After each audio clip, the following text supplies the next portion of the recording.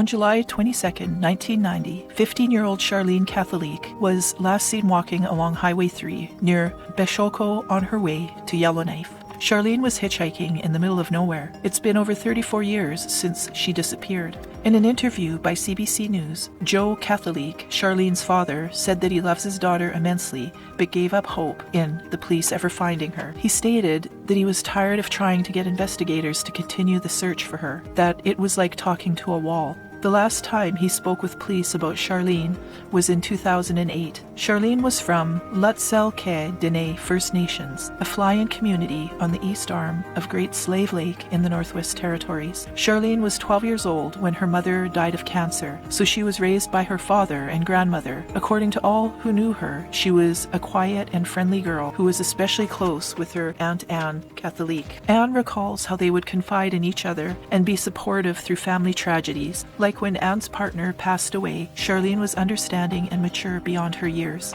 When she was with friends, Charlene was like most other teenagers her age, with a love for cartoons and games and just hanging out with others in her grade. Aunt Anne said that her brother went through agony not knowing where his daughter was. He went to his grave, never getting the answers he needed. It was in July 1990 when Charlene vanished after traveling to Yellowknife in order to attend the Dene National Assembly, Northwest Territories. After the meeting ended, she made her way back to Fort Ray, now known as Behchoko, on July 18th, and stayed there a few days. Charlene was last seen on July 22, 1990, while looking for a ride to Yellowknife. According to a friend, they last saw her at the intersection of Highway 3 and Ray Access Road, now known as the Behchoko Access Road, approximately 100 kilometers northwest of Yellowknife. They told her to wait for them, that they would be right back, but when they returned, she was gone. The RCMP initially had a suspect in her disappearance, but nothing ever came of that. On June 9,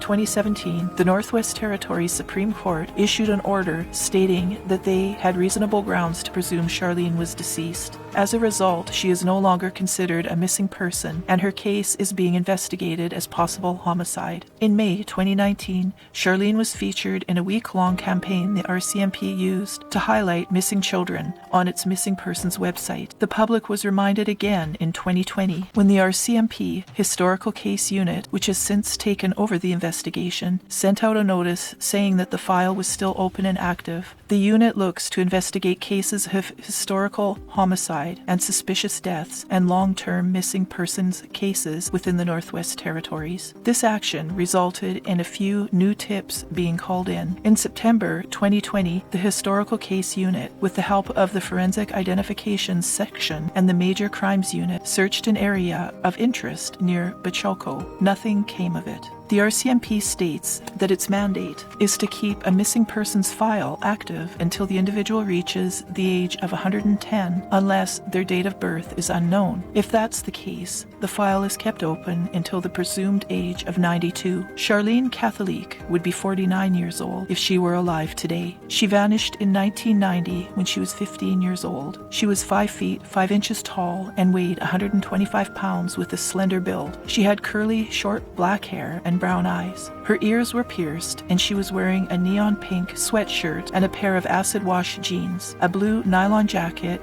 with white sleeves, and a white pair of runners. If you have any information that can help solve this case, please come forward. It's time for you to speak. You are also asked to please contact the Behchoko RCMP at 867-669-5235 or 867-669-5236 or 867-669-5237 or 867-669-1111.